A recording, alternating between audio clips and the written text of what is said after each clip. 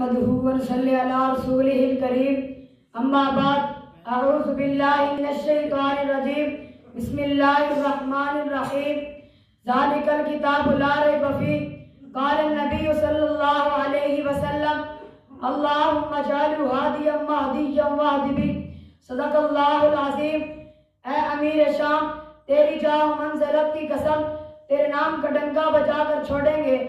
آپ کے نام سے جلتے جو صدیق ملحد، انہیں خدا کے غضب سے ڈرا کر چھوڑیں گے۔ لگی تھی شرط کہ جلانا ایک لفظ سے شیطان کو، لوگ دیر تک الفاظ ڈھونڈتے رہے، میں نے لفظ معاویہ لکھ دیا۔ سامعین محترم، آج کی میری تقریر کا عنوان کاتب وحی، صحابی رسول، فاتح عرب و عجم، خلیفۃ المسلمین، جرنیل اسلام جناب سیدنا امیر معاویہ کی شان اقدس ہے، کیونکہ یہ مہینہ رجب المرجب کا چل رہا ہے۔ اس مہینے کی 22 تاریخ کو یہ مرد کلندر اس دنیا سے رخصت ہوئے۔ میں نے سیدنا معاویہ کی شان پر گفتگو کرنے کے لیے قرآن کریم کی بہت مشہور سی آیت تلاوت کی ہے۔ شاید آپ کے ذہن میں یہ سوال پیدا ہو کہ اس آیت کا تعلق تو قرآن کی حقانیت سے ہے، اس آیت کا تعلق تو قرآن کے لا شک ہونے سے ہے۔ جی بالکل، آپ کا یہ سوال درست ہے، لیکن میں آج اس آیت سے آپ کو مقام معاویہ سمجھاؤں گا اور کوشش کروں گا کہ آپ کو مقام معاویہ سمجھا سکوں۔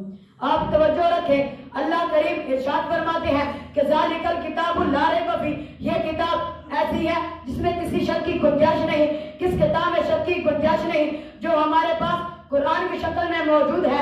اس کتاب میں شک کیوں نہیں؟ کیونکہ اس کے لکھنے والے ایماندار تھے، اس کے لکھنے والے امانتدار تھے، اس کے لکھنے والے سچے تھے، اس کے لکھنے والے حق پر تھے۔ اب یہاں پہ مقام معاویہ اس آیت سے کیسے پتہ چلے گا؟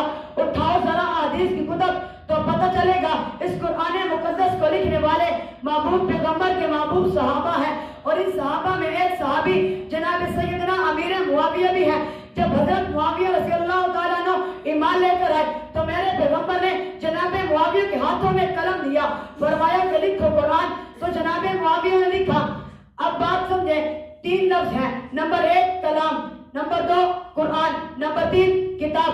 جب خدا نے تلاوت کی تو کلام اللہ بنا، جب پیغمبر نے تلاوت کی تو قرآن بنا، جب اسے جناب سیدنا معاویہ نے لکھا تو یہ الکتاب بنا۔ یہ کتاب بنتی ہی تب ہے جب اسے سیدنا معاویہ لکھے۔ اب پتہ چلا جو کتاب جناب معاویہ نے لکھی اس میں کوئی شک نہیں، اگر لکھنے والا ہی سچا نہیں تو پیغام کیسے سچا ہوگا؟ جیسے ہی کتاب لارب ہے ویسے ہی جناب معاویہ کا ایمان بھی لارب ہے۔ کون معاویہ؟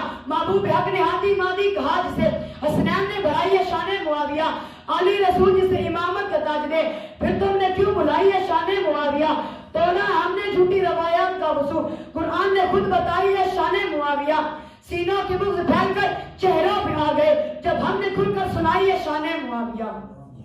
جسے اللہ تعالیٰ کے نبی دعا دے، اے اللہ جناب معاویہ کو زمین پر حکومت عطا کرنا، وہ معاویہ جس کے بارے میں پیغمبر نے فرمایا اے اللہ اس کا سینہ علم سے بھر دے، وہ معاویہ جس کے بارے میں پیغمبر نے فرمایا اے اللہ اسے علم الکتاب دے، وہ معاویہ جس کے بارے میں جناب علی المرتضیٰ نے کہا، جو جناب معاویہ کو جہنمی کہے وہ لعنت دی ہے، جن کے ہاتھ پر جناب حسن نے بیعت کی وہ معاویہ، پیغمبر کا رازدار معاویہ، کاتب وحی معاویہ، صحابی رسول معاویہ، فاتح عرب و عجم معاویہ، خلیفۃ المسلمین معاویہ، جرنیل اسلام معاویہ، جن کے گستاخ کو عمر بن عبدالعزیز نے کوڑے مروائے وہ معاویہ۔